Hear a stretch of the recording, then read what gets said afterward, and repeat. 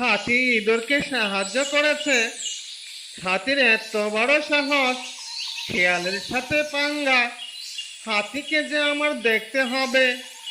হাতির এই ছোট্ট একটা ছানা আছে, এটাকেও আমি চুরি করে ঠিক আছে মা, আমরা গর্ত থেকে বের হব না, তুমি যতক্ষণ না নাচছো। হা হা হা হা হা হা হা হা।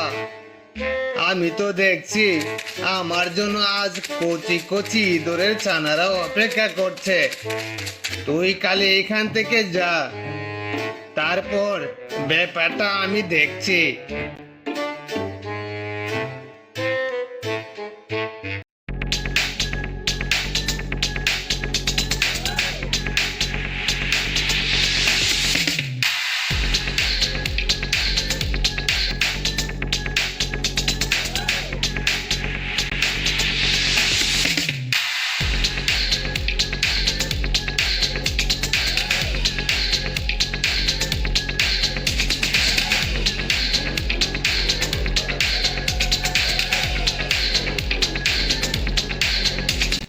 হায় হায় হায়, আমার এই কচি কচি ছানাদের খেয়ে ধরে নিয়ে গেল। এখন আমি কোথায় খুঁজবো, কোথায় যাব?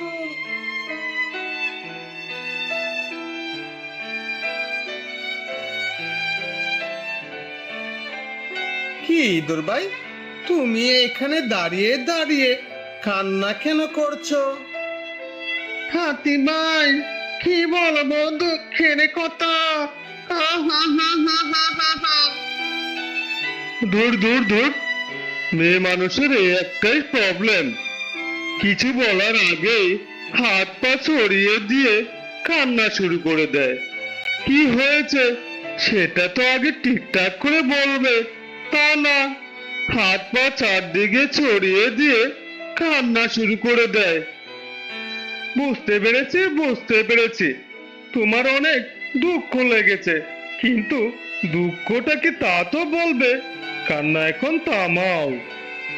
হাতি ভাই, আমার কচি কচি ছানাতে কে যেন চুরি করে নিয়ে গেছে। হা হা হা হা হা হা হা। এ কি সর্বনাশের কথা! ইঁদুর বোন, তুমি চুপ করো চুপ করো, তোমার যেটা বাচ্চা আছে সেটার দিকে একটু ভালো করে নজর রাখো, সে কিন্তু আবার আসবে। কি বলো কি হাতি দাদা? হ্যাঁ, ঠিক কথা বলেছে, সে আবার আসবে। তুমি যদি আমার কথা মতো কাজ করো, তাহলে আর সে তোমার বাচ্চা নিতে পারবে না। তোমার কানটা আমার কাছে নিয়ে আসো। ঠিক আছে হাতি দাদা, আমি আনছি কান তোমার কাছে। আমার কথাটা তুমি মনোযোগ দিয়ে শোনো। তোমার গর্তের সামনে আর একটা গর্ত তৈরি করো, করে কিছু ঘাস দিয়ে গর্তটা ডেকে দিবে। যে চুরি করতে আসবে আর তখনই সে ওই গর্তর মধ্যে পড়ে যাবে। ও হাতি দাদা, তুমি আমাকে একটা ভালো বুদ্ধি দিয়েছো। আমি এখনই কাজে লেগে যাব, যাতে ওই শয়তানটাকে আমি ধরতে পারি। হ্যাঁ, তুমি এখনই কাজে লেগে যাও, আমি এখন চলি।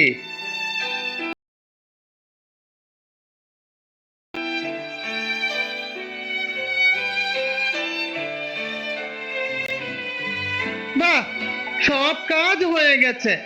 এখন গিয়ে কোনো কিছুর আড়ালে লুকিয়ে অপেক্ষা করতে হবে, কে এসে আমার বাচ্চাদের নিয়ে যায়। হা হা হা হা হা হা হা হা। এত দেখছি ফাঁকা মাঠ, আশেপাশে কিচ্ছু দেখতে পাচ্ছি না। যাই, ইঁদুরের বাচ্চাটাকে ধরে নিয়ে আসি।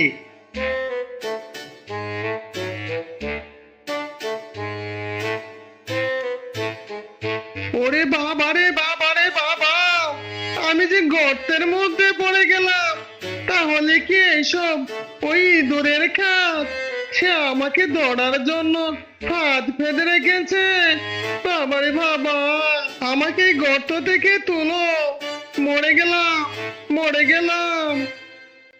হাতি দাদা, হাতি দাদা, দেখে যাও, দেখে যাও, শিকারে ধরা পড়েছে, চোর ধরা পড়েছে, হাতি দাদা।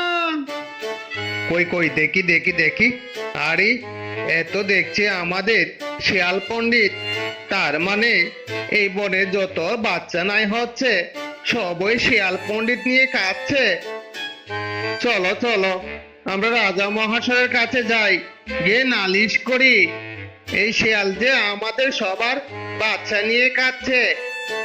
ও হাতি দাদা, হাতি দাদা, আগে আমাকে এই গর্ত থেকে উদ্ধার করো, না হয়তো যে আমি মরে যাব।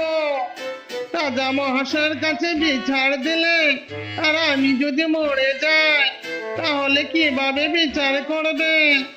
আগে আমাকে উদ্ধার করো, তারপর না হয় রাজা মহাশয়ের কাছে বিচার দিবে। ঠিক বলেছিস শিয়াল, তোকে গর্ত থেকে উঠিয়ে তোকে রাজা মহাশয়ের কাছে নিয়ে যাব। তারপর হাতি শিয়ালটাকে গর্ত থেকে উঠালো, উঠিয়ে তার পিঠে করে নিয়ে চললো রাজা মহাশয়ের কাছে। আয় হাতি যে, তবে ওই শিয়াল পণ্ডিতরে কেন ধরে নিয়ে আসছো? বেয়াদবি ক্ষমা করবেন রাজা মশাই, আমি শিয়ালকে ধরে এনেছি ইঁদুরকে সাহায্য করার জন্য। যা বলার ইঁদুরে আপনাকে বলবে। ইঁদুর, তুমি কোনো ভয় পাবে না, তোমার যা সত্যি কথা তুমি সব বলতে পারো নির্ভয়ে। মহারাজ, ওই শিয়াল আমার কচি কচি বাচ্চাগুলাকে চুরি করেছে। যখন সে আবার চুরি করতে আসে তখন আমি ফাঁদ পেতে ওই শিয়ালকে ধরে ফেলি।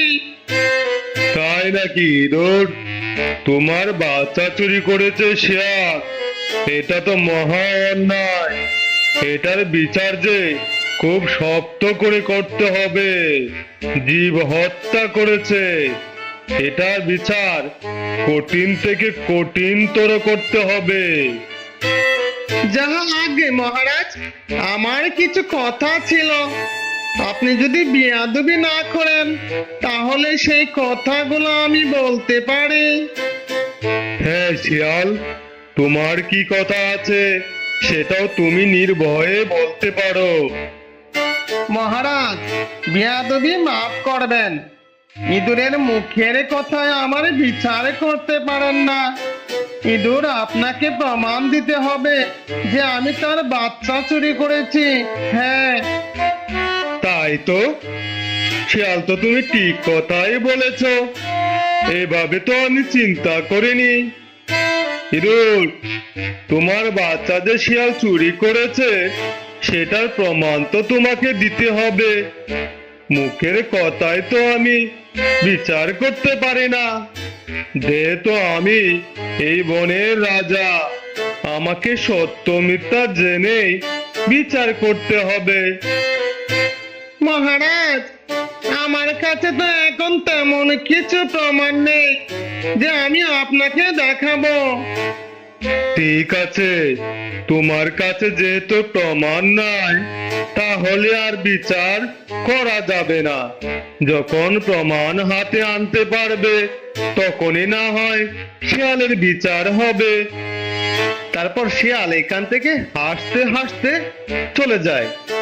সে যেতে যেতে বলতে শুরু করলো, হাতি ইঁদুরকে সাহায্য করেছে, হাতির এত বড় সাহস, শিয়ালের সাথে পাঙ্গা।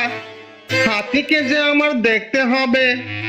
হাতির এই ছোট্ট একটা ছানা আছে, এটাকেও আমি চুরি করে নিয়ে আরাম করে খাবো, তারপর বুঝবে শিয়ালের সাথে লাগতে আসা কতটা ভয়ানক হয়।